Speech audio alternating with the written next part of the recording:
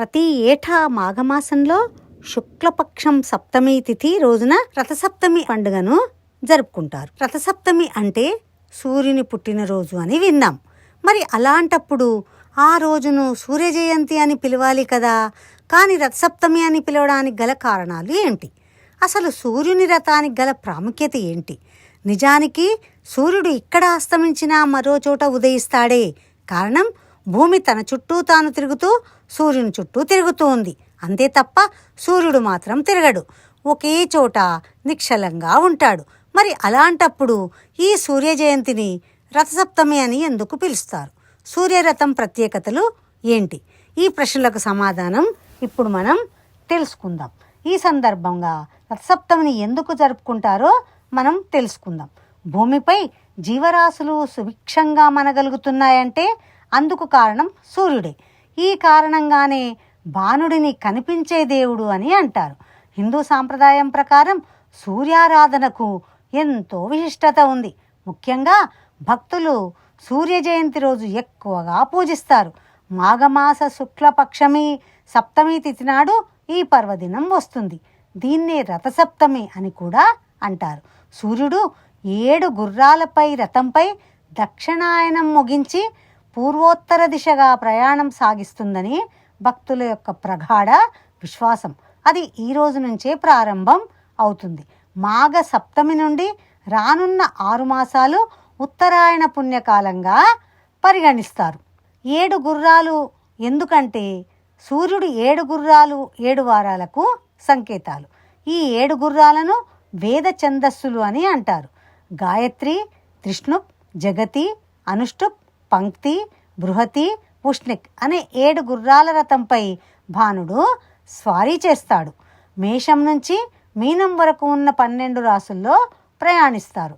ఈ 12 రాసులను పూర్తి చేయడానికి సూర్యరథానికి ఏడాది సమయం పడుతుంది. సూర్య జయంతి అంటే సూర్యుని పుట్టినరోజు కాదు, రథాన్నెక్కి సూర్యుడు సాగించే ప్రయాణం ఈ రోజు నుంచి మొదలవుతూ ఉంటుంది. దీనికి గల కారణాలేంటో చూద్దాం. విశ్వం ఒక వృత్తంలా భావిస్తే దానికి 360 డిగ్రీలు ఉంటాయని మన గణిత శాస్త్రం చెబుతుంది. సూర్యుడు రోజుకు 1 డిగ్రీ చొప్పున సంచరిస్తూ 360 రోజుల్లో ఈ వృత్తాన్ని పూర్తి చేస్తాడు, అంటే 1 సంవత్సరం. అందుకే జ్యోతిష్యులు ఈ సృష్టి చక్రాన్ని 12 రాసులుగా విభజించి ఒక్కొక్క రాశిని 30 డిగ్రీలుగా విభజించారు. సూర్యుడు ఒక్కొక్క రాశిలో సంచరించే కాలాన్ని 1 మాసంగా పరిగణిస్తారు. మనకు కనిపించే సూర్యుడు ఒక్కడే అయినా విశ్వంలో ఇంకా 11 మంది సూర్యులు ఉన్నట్టు పరిశోధకులు గుర్తించారు. కానీ మన భారతీయులు వేదకాలంలోనే ఈ 12 ఆదిత్యులను కనుగొన్నారు. వారే మిత్ర, రవి, సూర్య, భగ, పూష, హిరణ్యగర్భ, మరీచి, ఆదిత్య, సవిత, ఆర్క, భాస్కరులు. వీరే 12 మాసాలకు అధిదేవతలు. వీటి కారణంగానే 12 రాశులు ఏర్పడ్డాయి. సూర్యుడు ఒక్కొక్క మాసంలో ఒక్కొక్క రాశిలో సంచరిస్తూ ఉంటాడు. మాఘమాసంలో ఆర్ఘ్యనామంతో సంచరిస్తాడు. మాఘ అంటే పాపం లేనిది అని అర్థం. పుణ్యాన్ని ప్రసాదించే మాసం కాబట్టి ఈ మాసాన్ని మాఘమాసం అన్నారు. నిజానికి ఉత్తరాయణం మకర సంక్రాంతితో ఆరంభమైనప్పటికీ రథసప్తమి నుంచే ఉత్తరాయణ స్ఫూర్తి పూర్తిగా గోచరిస్తూ ఉంటుంది. దక్షిణాయనం నుంచి విముక్తుడైన భాస్కరుడు ఈ రోజు నుంచే ఉత్తర దిక్కుగా ప్రకాశిస్తాడు. కాబట్టి రథసప్తమి సూర్యగ్రహణ తుల్యంగా భావించి పితృదేవ ఋషి తర్పణాలను ఇవ్వాలనే నియమాన్ని నిర్ణయించారు. అంతేకాకుండా శత్రుబాధలు తొలగిపోవడానికి కూడా సౌర కుటుంబంలో అన్ని ప్రాణులకు సూర్యుడే ఆత్మ. కాబట్టి సూర్యోపాసన చేస్తే రుణాలు, రోగాలు, శత్రుబాధలు నశిస్తాయి. మన మంత్రపుష్పాల్లో ఒకటిగా వీటిని చెప్పుకోవచ్చు. సూర్యారాధన చేసేవాడు పుష్పవంతుడు, సంతానవంతుడు, పశు సంపద సమృద్ధివంతుడు అవుతాడు.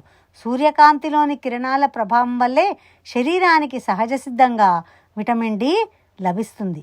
సూర్యకిరణాలు శరీరంపై తప్పక ప్రసరించాలి. అందుకే వైదిక వాంగ్మయం సంధ్యావందనం, సూర్య నమస్కారాలు, అర్ఘ్యప్రదానం మొదలైన ప్రక్రియల్ని ప్రవేశపెట్టింది. రథసప్తమి రోజు సూర్యోదయానికి ముందే తలస్నానం చేసి వీలైతే సూర్యదేవునికి నచ్చినట్టు అర్కమొక్క ఆకులను తలపై పెట్టుకోవాలి.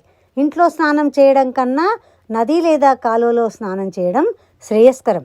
సూర్యోదయం సమయంలో సూర్యమంత్రం లేదా రథసప్తమి స్తోత్రాన్ని పఠిస్తూ సూర్యభగవానికి ఆర్ఘ్యాన్ని సమర్పించాలి. మరి తిరుపతిలో రథసప్తమి ఎలా జరుపుకుంటారో చూద్దామా? తిరుమలలో ఒకరోజు బ్రహ్మోత్సవాలు జరుగుతాయి. ఈ రోజున మలయప్ప స్వామి యొక్క ప్రధాన దేవత యొక్క మూర్తులను అతని దివ్య భార్యలు శ్రీదేవి మరియు భూదేవి సమేతంగా తిరుమలలో ఊరేగింపుగా తిరువీధుల్లో ఊరేగిస్తారు. ముఖ్యంగా ఈ రథసప్తమి సూర్య భగవానుని ఆరాధించేటువంటి పండగ. రథసప్తమి మాఘమాసంలోని శుక్లపక్షంలో వచ్చే ముఖ్యమైనటువంటి పండగ. ఈ పండగ నాడు ప్రతి ఒక్కరూ జిల్లేడు ఆకులను తలపై పెట్టుకొని స్నానం చేసి సూర్యభగవానుని ఆరాధించినట్టయితే మనలో ఉన్నటువంటి అనేక రుగ్మతలన్నీ తొలగిపోయి ఆరోగ్యంగా ఆయువుతో ఉంటారని మనస్ఫూర్తిగా నేను నమ్ముతున్నాను. మీరు కూడా విశ్వసిస్తారని భావిస్తాను. నమస్కారం.